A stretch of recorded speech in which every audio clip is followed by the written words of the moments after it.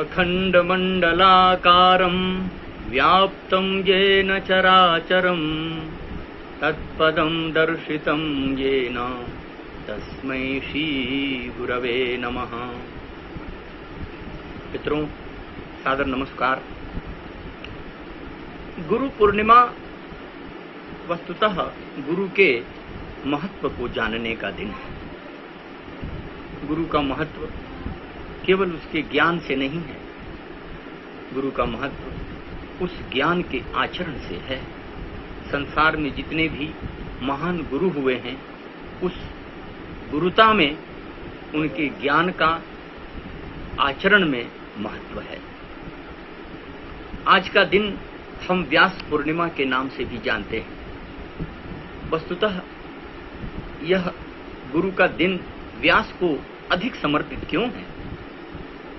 व्यास इस संसार में ज्ञान को लोकायित करने वाले सबसे बड़े महानतम गुरु हैं। परमपिता परमेश्वर से प्राप्त वैदिक ज्ञान को उसकी महत्ता की दृष्टि से 4 भागों में विभाजित करने वाले वो महान गुरु व्यास ही हैं। इसीलिए उनका नाम वेद व्यास पड़ गया। वेदान विव्यास इति व्यासः। उन्होंने वेदों का विस्तार किया। वेद निस्संदेह संसार के प्रथम ज्ञान स्रोत हैं और उसमें लौकिक यात्रा से लेकर आध्यात्मिक यात्रा तक के समस्त सोपान वर्णित हैं। इसकी महत्ता को समझते हुए व्यास ने ऋक्, यजुस्, साम और अथर्व नाम के 4 संहिताओं का निर्माण कर वेदों का विषय विशेषज्ञता की दृष्टि से विभाजन कर दिया और यहीं से ज्ञान की परंपरा और विस्तार से लोक में लोकायित होने लगी। ज्ञान की परंपरा के इस प्रवाह के कारण महर्षि व्यास सर्वोत्तम गुरु के रूप में प्रतिष्ठित हुए।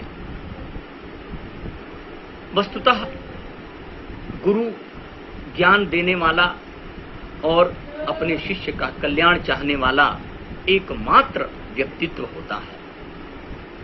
गुरु के 2 धर्म, पहला ज्ञान की प्राप्ति करना और दूसरा उसे अपने आचरण में उतारना। अपने शिष्यों के समीप जब गुरु होता है तो उसे उपदेश की अपेक्षा नहीं होती है।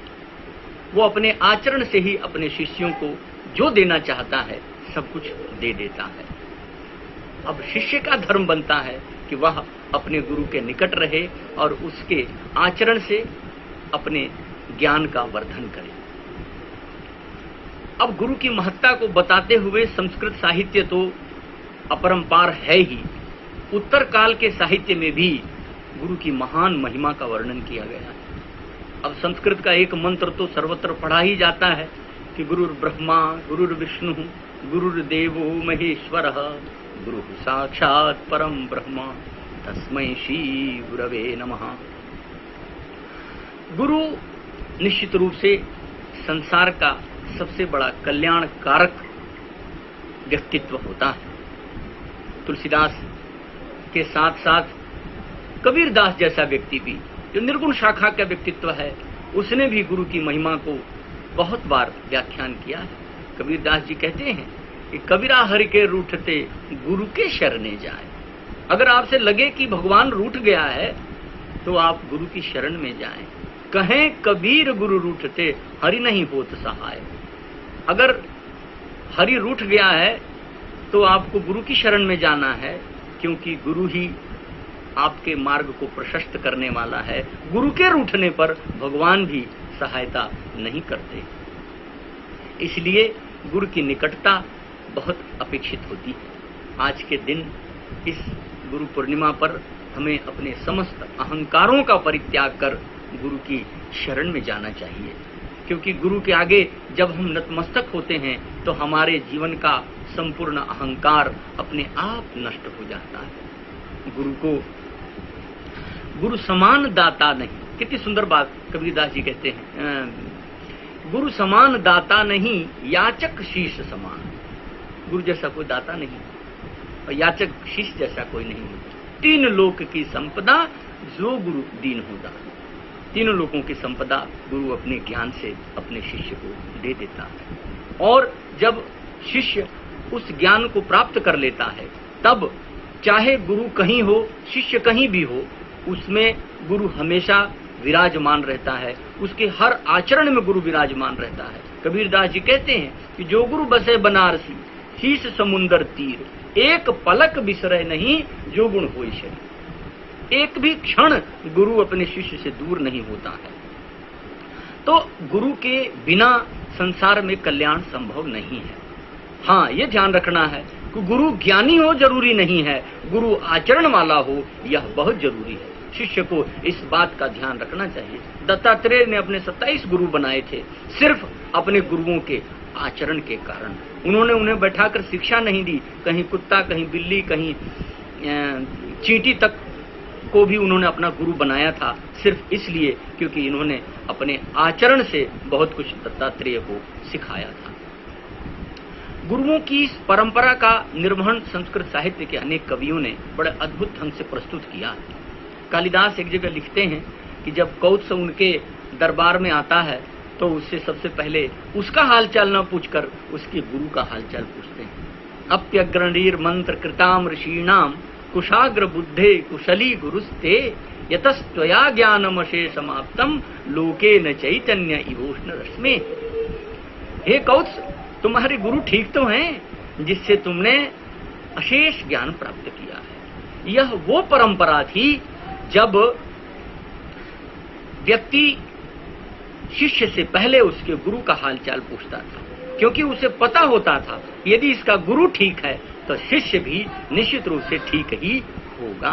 गुरुओं के कल्याण में शिष्यों का कल्याण निहित होता था, क्योंकि गुरु हमेशा शिष्य के कल्याण की कामना करता था और शिष्य का धर्म होता था कि वह अपने गुरु के कल्याण की कामना करे।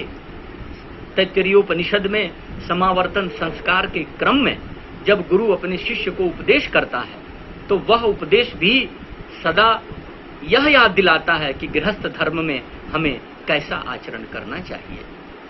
वो कहता है कि अंतेवासिन मनुशास्ति वेदम अनुच्याचार्यो अंतेवासिन मनुशास्ति सत्यम वद धर्मम चर स्वाध्यायान मा प्रमदः आचार्याय प्रियम धनमाहृत्य प्रजातंतुम मा व्यवच्छेत्सि सत्या न प्रमयितव्यम धर्मा न प्रमयितव्यम कुशला न प्रमयितव्यम भूत्यै न प्रमयितव्यम देवपितृकार्याभ्याम मा प्रमयितव्यम मातृदेवो भव पितृदेवो भव आचार्य देवो भव अतिथि देवो भव।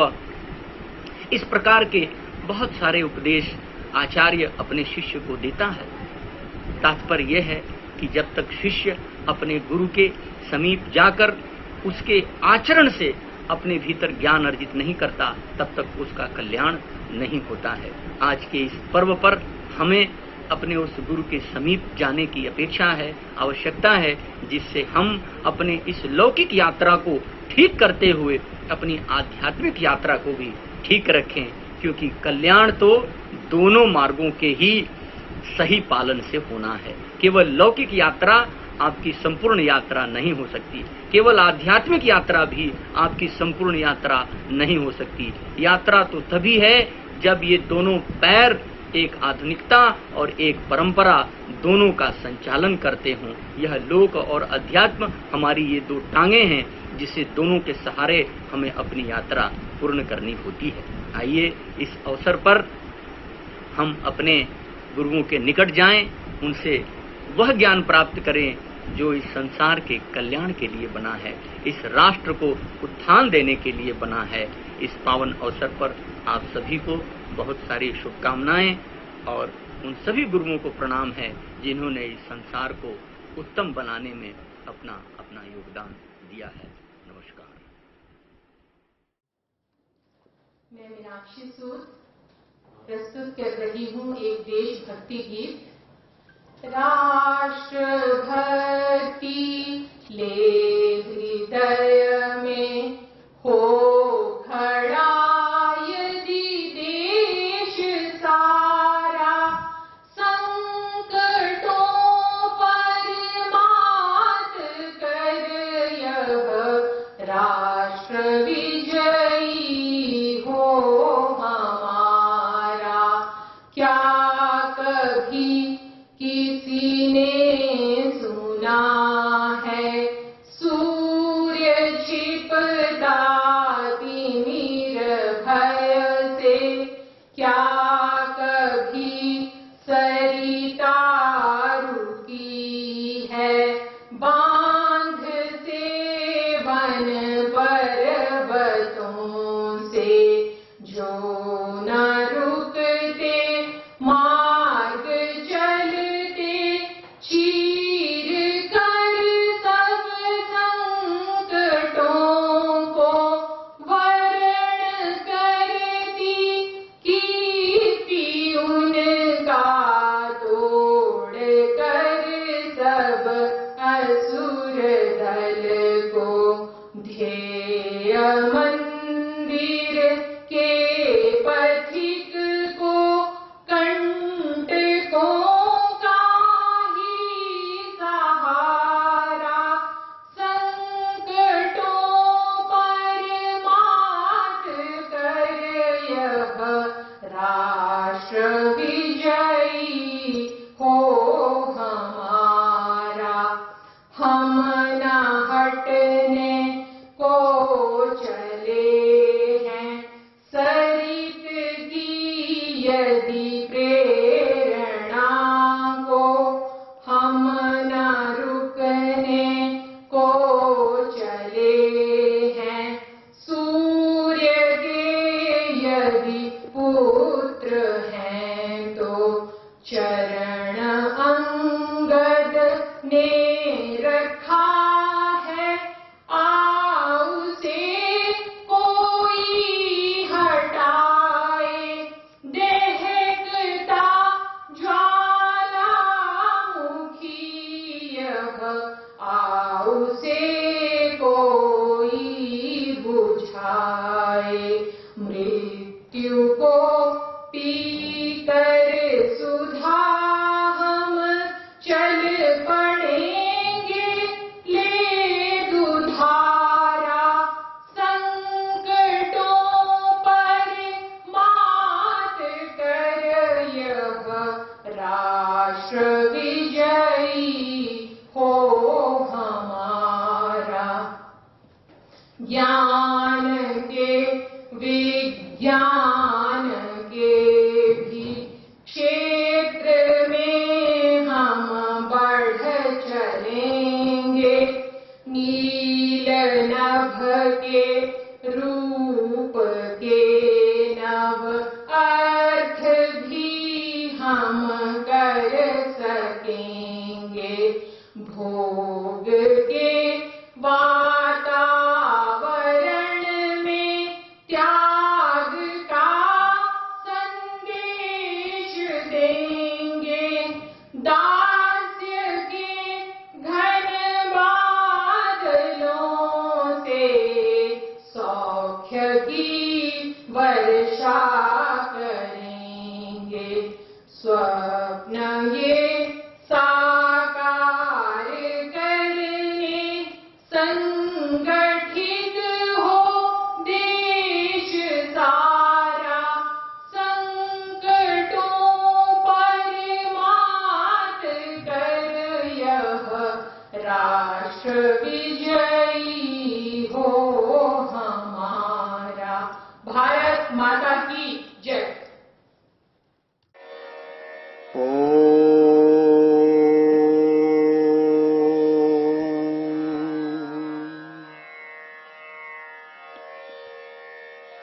हंसाभ्यां परिवृत पत्रकमलैः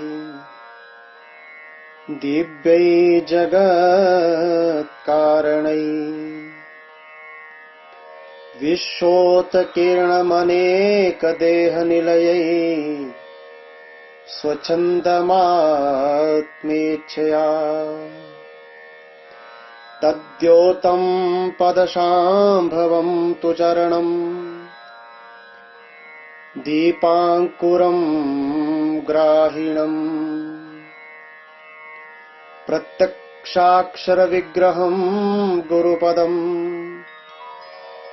ध्यायेद्विभुं शाश्वतम् प्रत्यक्ष क्षाक्षरविग्रहम् गुरुपदम् ध्यायेद्विभुम् शाश्वतम्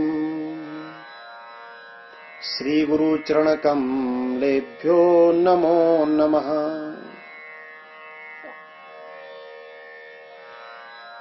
सभी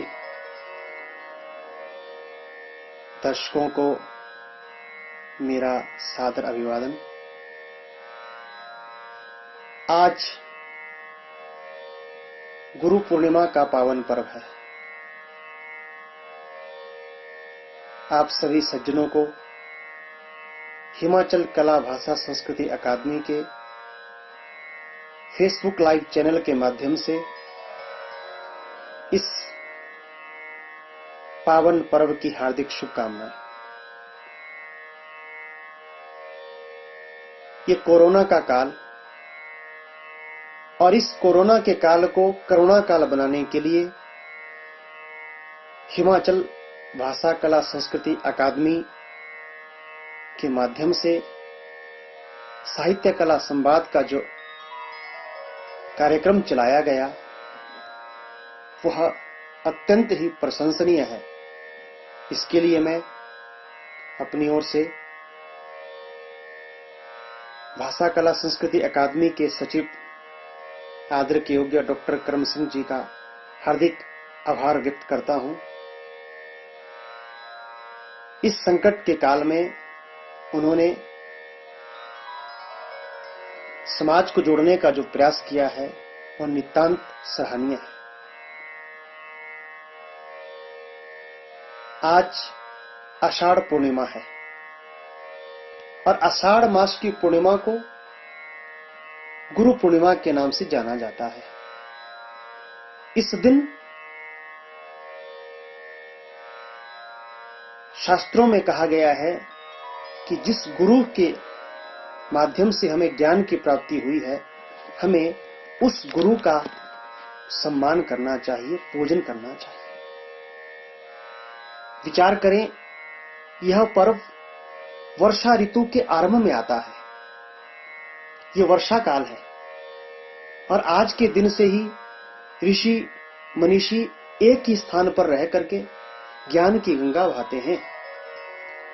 इस पूर्णिमा से कार्तिक पूर्णिमा तक ये 4 महीने वातावरण की दृष्टि से सबसे श्रेष्ठ कहे गए हैं। क्यों? क्योंकि इन महीनों में न ज्यादा सर्दी होती है और न ज्यादा गर्मी होती है। इसलिए अध्ययन के लिए यह समय उपयुक्त माना गया है।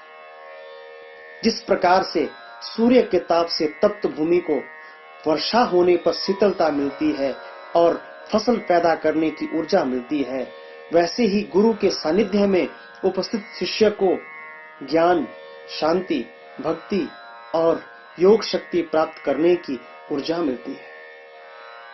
यह ऊर्जा गुरु के प्रति श्रद्धा से प्राप्त होती है। हमारे शास्त्रों का कथन है, श्रद्धावान लभते ज्ञानम, अर्थात जीवन में श्रद्धा हो तो ज्ञान जल्दी प्रवेश करता है। बिना श्रद्धा के ज्ञान की प्राप्ति संभव नहीं है।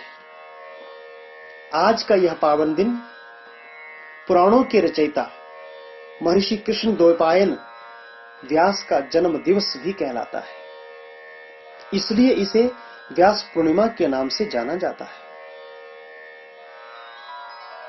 कृष्ण द्वैपायन ने वेदों का विभाजन किया, इसलिए उन्हें वेद व्यास कहा जाता है। और वेदों के विभाजन के साथ साथ अनेक शास्त्रों की रचना, पुराणों की रचना, महाभारत की रचना इन्होंने की।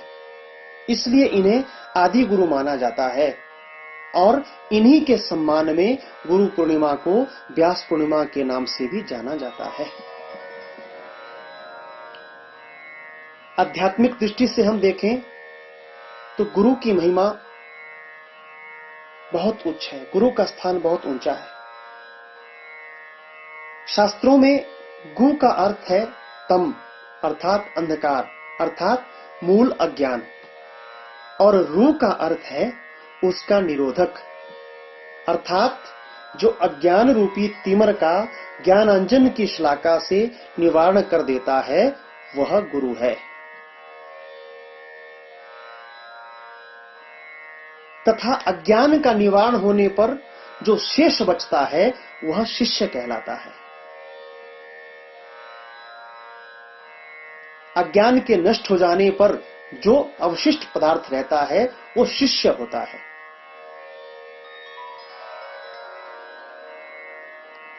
अच्छे गुरु को पाकर के, सद्गुरु को पाकर के शिष्य ज्ञान की प्राप्ति करता है। गुरु के बिना ज्ञान की प्राप्ति नहीं हो सकती। गुरु बिन होए न ज्ञान। और जब तक ज्ञान की प्राप्ति नहीं होती है, तब तक मुक्ति संभव नहीं है। शास्त्रों का कथन है, ऋते ज्ञानात न मुक्ति, अर्थात ज्ञान के बिना मुक्ति नहीं है।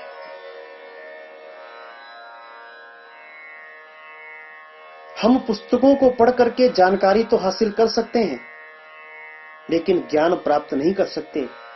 ज्ञान को पाने के लिए गुरु की शरण में जाना पड़ता है। अंग्रेजी में एक शब्द है पुश। पुश का अर्थ होता है धकेलना, धक्का देना।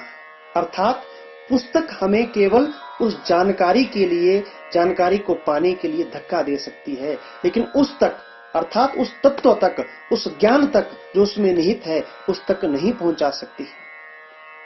यदि पुस्तक पढ़ करके ज्ञान की प्राप्ति हो जाती, तो जितने भी विद्यालय ये चल रहे हैं, उन विद्यालयों को चलाने की कोई आवश्यकता नहीं होती। जब तक विद्या का हम अध्ययन गुरुमुख से नहीं करते, तब तक वो विद्या फलीभूत नहीं होती है। इसलिए पुस्तक केवल धक्का दे सकती है, उस तक नहीं पहुंचा सकती है। उस ज्ञान तक, उस तत्व तक पहुंचाने का जो साधन है, वो केवल गुरु है। इसलिए गुरु की महिमा के विषय में कहा गया है, कर्ता करी न कर सके, गुरु करे सब होए। कर्ता करी न कर सके, गुरु करे सब होए। तीन लोक नौ खंड में गुरु से बड़ा ना कोई। तीन लोक नौ खंड में गुरु से बड़ा ना कोई। इतना उच्च स्थान है गुरु का।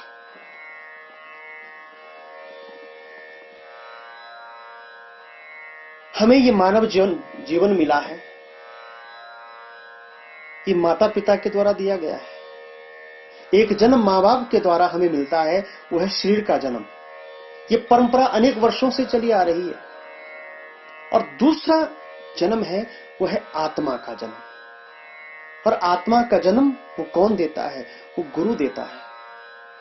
गुरु वसंत के रूप में इस धरती पर आते हैं और अपने अमृत ज्ञान से शिष्यों को सरोवार कर देते हैं, जिसके फलस्वरूप शिष्यों का जीवन उमंग और उत्साह से और उल्लास के वसंती रंगों से खिल जाता है।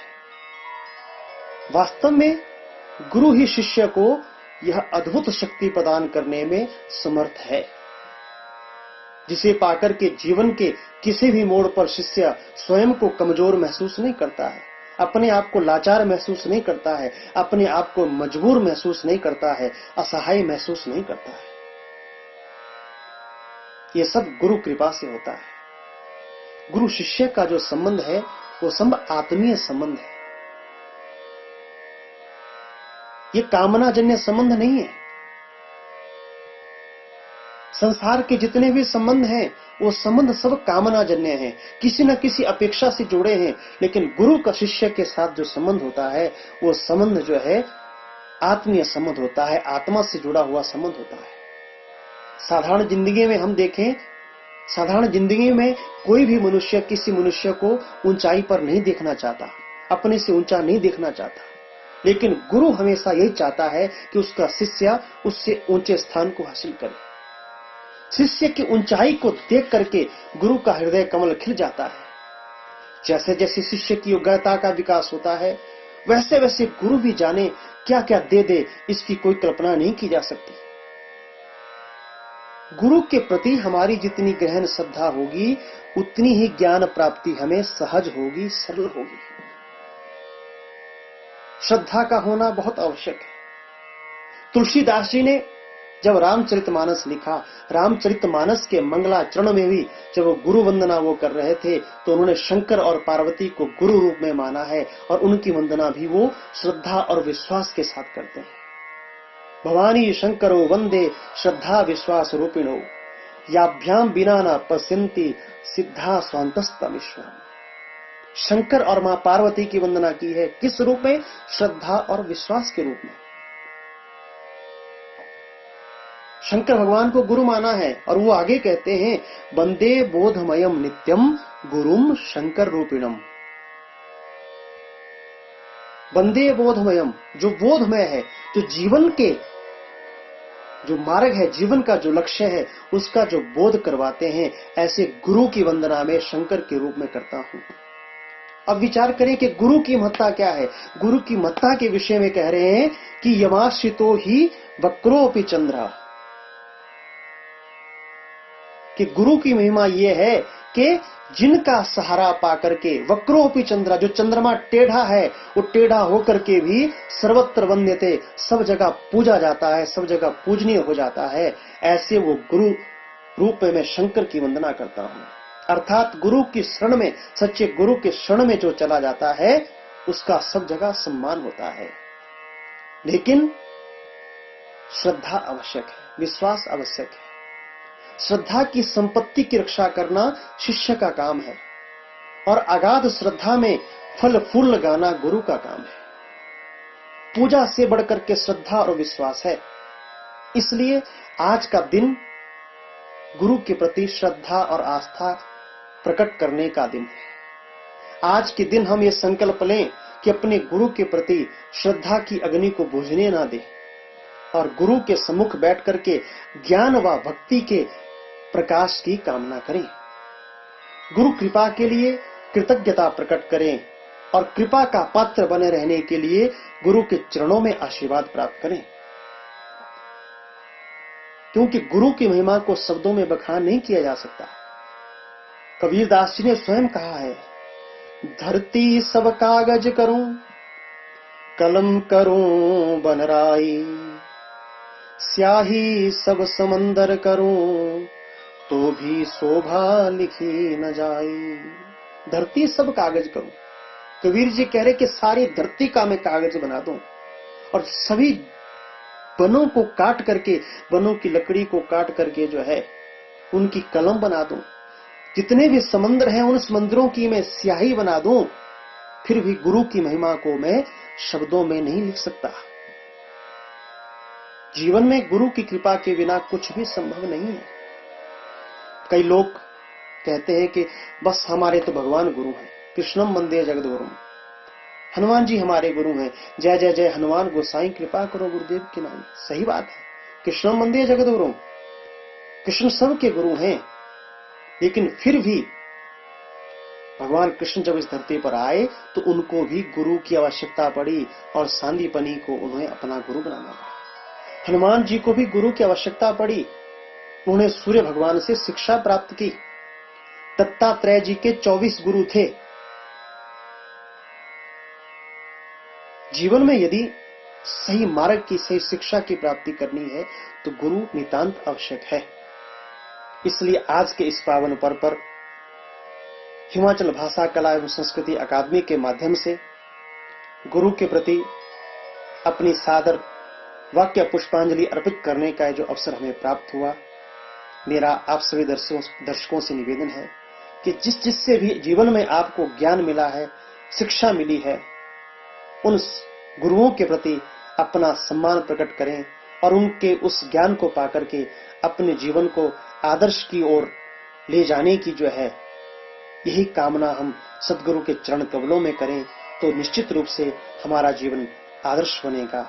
इन शब्दों में गुरु के चरणों में पुनः अपनी श्रद्धांजलि पुष्पांजलि प्रकट करता हुआ आप सभी से मैं विदा लेता हूं। नमस्कार। जय तु संस्कृति, जय तु हिमाचल।